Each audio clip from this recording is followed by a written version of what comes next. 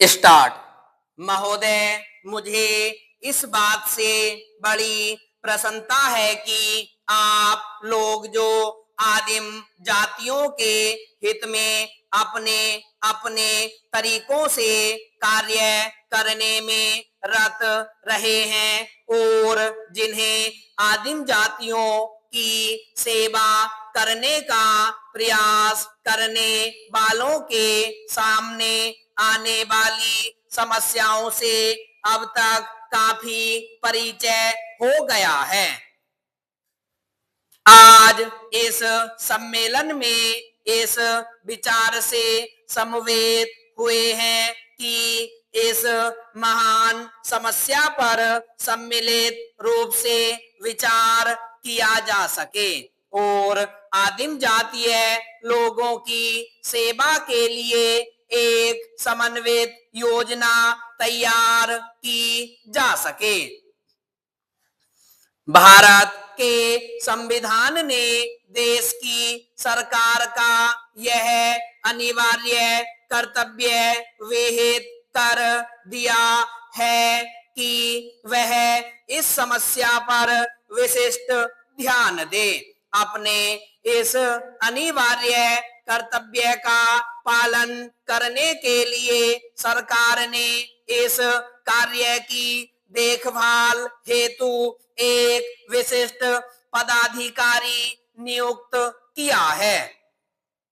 आप सब लोग श्री लक्ष्मीदास श्रीकांत को जानते हैं। आदिम जातियों के हितार्थ कार्य करना उनके जीवन का उद्देश्य है और अब तक रहा है, किंतु यह समस्या इतनी उलझी हुई और जटिल है कि इसके लिए अनेक विचारवान व्यक्तियों के सहयोग की आवश्यकता है और इसलिए आज आप यहाँ एकत्रित हुए हैं, जिससे आप इस समस्या के स्वरूप को और अधिक स्पष्ट करने तथा इसको शीघ्र सुलझाने के लिए प्रभावी कार्यक्रम तैयार करने में अपना महत्वपूर्ण अंशदान